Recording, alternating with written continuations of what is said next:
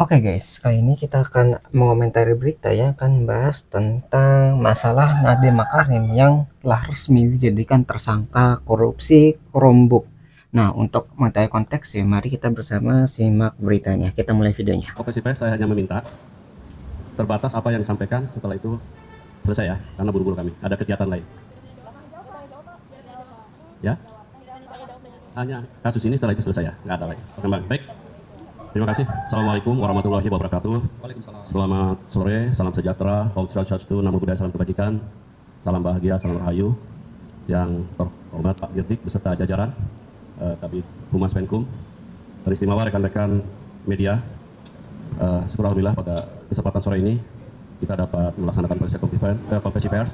Pada kesempatan sore ini ingin kami sampaikan press release tentang perkembangan penyidikan perkara dugaan tindak pidana korupsi pada Kementerian Pendidikan Ini gimana dan kejelasannya Teknologi nih? Dikbudristek pendidikan tahun 2019 sampai dengan tahun 2022. Penyidik pada Gunung Bundar sebelumnya telah menetapkan tersangka terhadap 4 tersangka, dan dalam perkembangannya penyidik melakukan pendalaman, pemeriksaan dan pemanggilan terhadap para saksi kurang lebih 120 dan juga 4 ahli. Dari hasil pendalaman, keterangan saksi-saksi dan juga alat bukti yang ada pada sore dan hasil dari ekspos telah menetapkan tersangka baru dengan inisial NAM. Setelah terkait dengan perkembangan ini, di sini sudah ada Pak Dirdik. Untuk waktu dan tempat kami persilakan Pak Dirdik. Terima kasih Pak Kapus Penkum yang saya hormati, rekan-rekan media semuanya. Assalamualaikum warahmatullahi wabarakatuh. Salam, Om Swastiastu, Namo Buddhaya, salam kebajikan.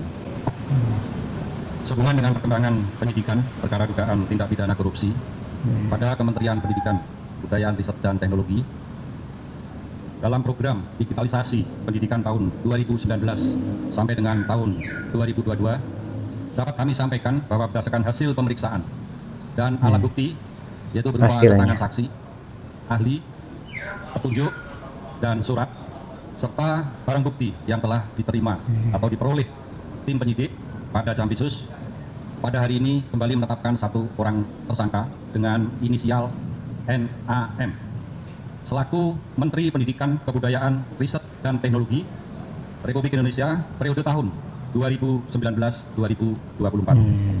Perbuatan yang dilakukan oleh tersangka Jadi penyidikan tuh gitu ya, mestinya jadi pendalaman nih, apakah orang ini benar-benar terlibat atau tidak gitu. Kalau misalnya emang hanya tuduhan semata, berarti nggak masalah. Tapi kalau misalnya ada bukti-bukti kuat, ada kesaksian dan sebagainya, telah ditelusuri, wah ini terlibat nih. Nah, bisa keseret ya ke kasus korupsi seperti ini.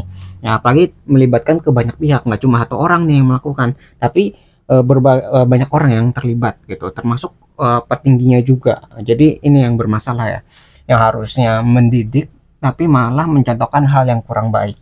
Itu yang jadi masalah ini. antara lain Sayang yaitu sekali. pada bulan Februari 2020, NAM yang saat itu menjabat sebagai Menteri Pendidikan dan Kebudayaan, Riset dan Teknologi melakukan pertemuan dengan pihak dari Google Indonesia dalam rangka membicarakan mengenai produk dari Google, yaitu dalam program Google for Education dengan menggunakan Chromebook yang bisa digunakan oleh kementerian, terutama kepada peserta didik.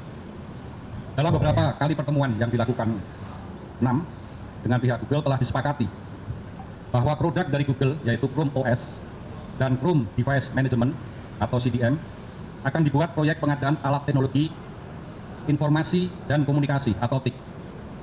Dalam mewujudkan kesepakatan antara NAM dengan pihak Google Indonesia, selanjutnya pada tanggal 6 Mei 2020, NAM mengundang jajarannya, diantaranya yaitu H selaku Dirjen PAUD Dikdasmen, T selaku Kepala Badan Litbang Kemendikbudristek, JT dan Eva selaku staf khusus menteri, telah melakukan rapat tertutup, yaitu melalui via Zoom meeting, dan mewajibkan para peserta dalam menggunakan handset atau alat sejenisnya yang membahas pengadaan atau kelengkapan alat TIK, yaitu menggunakan Chromebook sebagaimana perintah dari NAM. Ya. Kalau rapat tertutup gitu, jadi kan nggak ketahuan ini kayak gimana nih hasilnya gitu, kejelasannya bagaimana. Makanya karena yang tertutup itu kadang menyembunyikan sesuatu. Ya ini yang dikhawatirkan publik gitu. Kalau misalnya yang disembunyikan itu hal yang emang penting ya, emang harus dari rahasia apa ya, negara, nggak masalah. Tapi kalau misalnya yang berkepentingan dengan publik, masalah pengadaan seperti laptop ini, itu harus publik bisa tahu gitu ya, lebih transparan sehingga ketahuan, oh ini harga misalnya Chrome-nya berapa gitu, berapa banyak yang diadakan, terus biayanya sebesar apa, sehingga masyarakat tahu, oh ini Chromebook-nya itu harganya segini, pengadaannya sebesar ini, dan masyarakat bisa merasakan manfaat dari pengadaan Chromebook-nya gitu. Kalau misalnya yang memang untuk publik, kalau bisa dilakukan secara publik juga. Soalnya kalau misalnya ada rahasia negara yang harus dibicarakan, nah itu mungkin rapat tertutup itu bisa diadakan gitu. Karena ya nggak semua orang boleh tahu gitu rahasia negara kan. Tapi kalau misalnya yang berhubungan dengan publik, ya sebaiknya dilakukan secara transparan juga biar publik tahu manfaatnya apa nih dari rapat ini gitu. Pengadaan alat TIK ini belum dimulai. Untuk meloloskan Chromebook produk Google, Kemendikbud sekitar awal tahun 2020, NAM selaku Menteri menjawab surat Google untuk ikut partisipasi dalam pengadaan alat TIK di Kemendikbud. Padahal sebelumnya surat Google tersebut tidak dijawab oleh Menteri sebelumnya, yaitu ME, yang tidak merespon karena uji coba pengadaan Chromebook tahun 2019 telah gagal dan tidak bisa dipakai untuk sekolah garis terluar atau daerah terluar tertinggal terdalam 3T. Atas perintah 6 dalam pelaksanaan pengadaan TIK tahun 2020 yang akan menggunakan Chromebook, SW selaku Direktur SD dan M selaku Direktur SMP membuat juknis juklap yang spesifikasinya sudah mengunci, yaitu Chrome OS. Selanjutnya tim teknis membuat kajian review teknis yang dijadikan spesifikasi teknis dengan menyebut Chrome OS. 6 pada bulan Februari 2021 telah menerbitkan Permendikbud nomor 5 tahun 2021 tentang petunjuk operasional dana alokasi khusus fisik reguler bidang pendidikan tahun anggaran 2021 yang dalam lampirannya sudah mengunci spesifikasi Chrome OS. Ketentuan yang dilanggar: 1. Peraturan Presiden nomor 123 tahun 2020 tentang petunjuk teknis dana alokasi khusus fisik tahun anggaran 2021. Penyalahgunaan dana ya. Peraturan Presiden nomor 16 tahun 2018 sebagaimana telah diubah dengan Peraturan Presiden nomor 12 tahun 2021 tentang pengadaan barang jasa pemerintah. Ketiga, Pengadaan barang juga LKPP dilanggar. nomor 7 tahun 2018 sebagaimana telah diubah dengan Peraturan LKPP nomor 11 tahun 2021 tentang pedoman perencanaan pengadaan barang jasa pemerintah.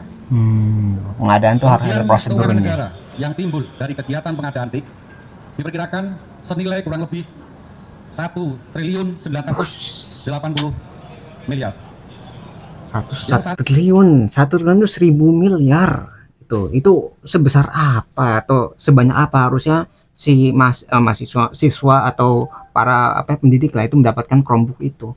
Ya harusnya bisa bermanfaat, tapi lihat ya ketika disalahgunakan kerugiannya bisa sampai 1 triliun. Sangat besar loh itu. Aduh, sayang Hitungan sekali. kerugian keuangan negara oleh BPKP. Pasal yang disangkakan: tersangka 6 disangkakan melanggar pasal 2 ayat 1 atau pasal 3 junto pasal 18 Undang-Undang Nomor 31 Tahun 1999 sebagaimana diubah dengan Undang-Undang Nomor 20 Tahun 2001 tentang perubahan atas Undang-Undang RI Nomor 31 Tahun 1999 tentang pemberantasan tindak pidana korupsi junto pasal 55 ayat 1 ke 1 KUHP. Untuk kepentingan penyidikan, tersangka NAM akan dilakukan penahanan di rutan selama 20 hari ke depan sejak hari ini tanggal 4 September 2025 bertempat di Rutan Salimba Cabang Kejaksaan Negeri Jakarta Selatan. Demikian yang dapat kami sampaikan. Saya ini wassalamualaikum warahmatullahi wabarakatuh. Salam, Om Santi, Santi, Santium. Demikian rekan-rekan. Ya itu ya, laporannya bagaimana apa yang dilanggar, terus bagaimana proses penyidikannya dan sebagainya ya. Dan kita lihat tuh kerugiannya sebesar sampai 1 triliun. Itu bayangin, apalagi di zaman 2021 itu habis Covid ya. Jadi orang tuh masih pada susah ya. Bayangin habis 2020 kan itu kan Covid kan. Nah, setelah Covid itu kan ada dampaknya juga. Jadi ada ekonomi lesu, banyak yang di PHK dan sebagainya. Itu jadi tahun 2021 itu kan banyak orang yang susah gitu. Dan lihat ya, mereka ya yang di atas itu ya, mereka memanfaatkan celah tadi untuk pendidikan nih, buat kemajuan teknologi dan sebagainya. Akhirnya mereka korupsi dan kerugiannya bisa mencapai 1 triliun. Aduh, itu nggak mendidik. Padahal kan harusnya yang menjadi contoh, yang mendidik negara ya, tapi malah sebaliknya, malah mengkhianati kepercayaan tersebut dan merugikan negara. Saya rasa sudah cukup lugas dan komprehensif apa yang disampaikan oleh Pak Dirdik ya. Ini Gitu ya. Nih pertanyaan-pertanyaan. itu nanti Pak. Saya adalah, gitu ya. Kamu? Percaya Pak, ini kan tadi dijelaskan bahwa di menteri sebelumnya sesuatu tidak direspon, kemudian pada menteri Nadiem direspon. Apakah memang ada kedekatan khusus dengan Google? Apa ada kerjasama nggak nih Mbak. masalahnya? Soal investasi Pak, betul nggak sih Pak yang sekitar April itu ada investasi dari Google sekitar 100 juta dolar, dan di mana peran Google sejauh ini? Karena kan dari Oh ya. ada Ada kaitannya nggak Iya, dengan kan Google-nya? Iya, dari pertanyaan dari Tempo maupun dari media yang lainnya tadi, saya sampaikan itu salah satu yang nantinya masih akan kita dalami. Yang Masih tentunya, diselidiki berarti ya? hal-hal terkait dengan penyidikan ini belum dapat kami sampaikan secara utuh karena masih dalam kerangka untuk keperluan penyidikan. Sekian, terima kasih. Demikian ya. Makasih ya. Sudah.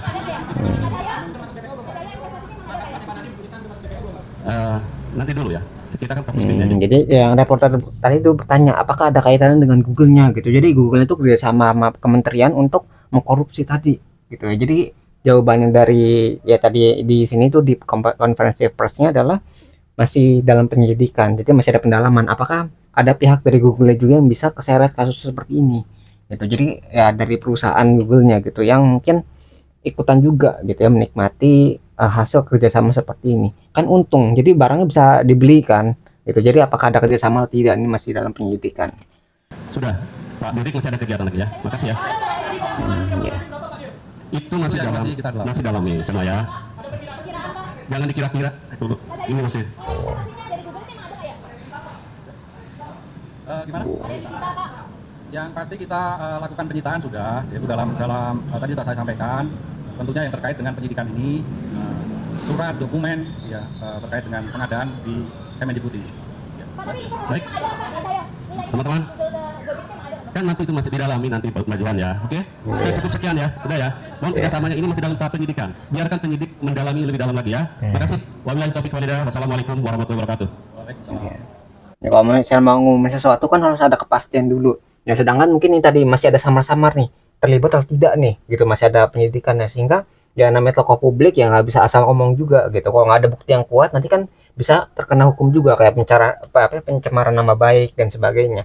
Maka dari itu kalau misalnya belum ada bukti yang kuat, belum wah ini nggak ada bukti kuat nih, berarti nggak bisa ngomong dulu gitu. Kecuali kalau misalnya wah ini udah terlibat, ada catatannya, ada hubungannya, ada buktinya, ya udah mengarah ke tadi pihak yang ditujukan baru nanti diumumkan gitu supaya kita juga tahu wah ini ternyata ada pihak lain juga yang terlibat ternyata gitu. Jadi yang sekarang udah ditetapkan tuh dari mantan ini ya Kemendikbud kita yang dulu itu ya, yang dari tahun 2019 sampai 2021.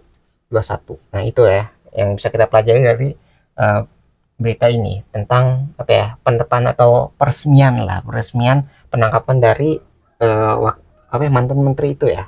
Nah mungkin itu yang bisa kita pelajari. Kalau misalkan tertarik dengan sumber beritanya, link sudah saya cantumkan di deskripsi video. Nah mungkin sekian yang bisa saya sampaikan. Semoga video bisa bermanfaat. Kurang lebih mohon maaf. Kita ketemu lagi di pembahasan selanjutnya, insya Allah.